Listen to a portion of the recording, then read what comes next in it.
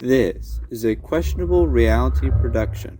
Hello, I'm Senator Crowns, and this is AP Post History. Now let's get started. Today we'll be covering topic 6.3, the founding of the Collegiate Council. I will not lie to you, this topic is a bit ridiculous and self-serving. I think this is more of a company mission statement and propaganda than anything actually a post-historical work. However, this singular topic makes up about 20% of the exam, so you should probably listen. So, the world is bitterly divided among warring nostalgias, but as I hinted earlier, education was increasing and improving. This was to such an extent we began to see the creation of public universities. As before, there had only been a few select private universities that were only for a select few. These colleges were much like the pre-apocalyptic ones, save no one lived in dorms or idealized wasteful partying. And really, that should be all there is to say about such development. But we now have to get into the Collegiate Council territory of it. Let's begin by discussing their founder, Xander Crowns.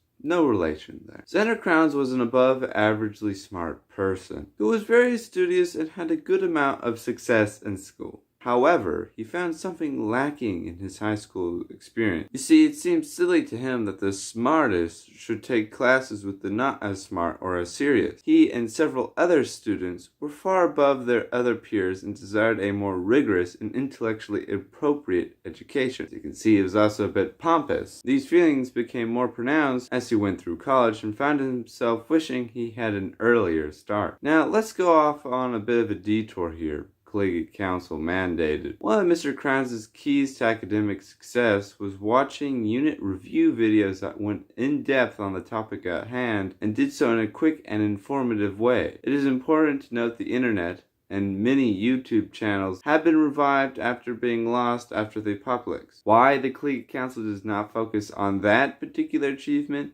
is beyond me. Regardless, among those videos were such as Jacob Clifford, Crash Course Bozeman Science and Heimler's History. And while watching an economics video by Jacob Clifford for a class taught by the mysterious Mr. Bamel, Mr. Crowns made this important realization. In fact, we're going to turn to the History Maker segment and hear what he has to say. You know, I think I spent more time watching these videos than I did interacting with other people. But beyond that, they ought to make some type of advanced placement course you can take to get a heads up in schooling. Moreover, someone should make a video series covering post-history, which all these videos seem to overlook. Thus, Xander Crowns found his mission: create advanced courses so people like him could get a leg up in their education. And after graduating from college, Xander Crowns went to work establishing the Collegiate Council, which offers AP classes for exceptionally higher placement, with these classes having the potential to give college credit if a person scored a 14 or lower on them, with the lowest score being a 5. Xander Crowns also decided to follow that other part of his dream and make a video series covering post-history, the first of its kind, though many would find him a flat and uninspiring presenter who at least got the job done, you know. And that's it. Topic 3 of Unit 6 is complete. If you want to find success in your post-history class and think the Collegiate Council is a touch self-aggrandizing,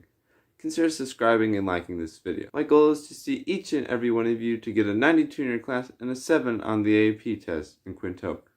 Alright, Senator Crowns, checking out.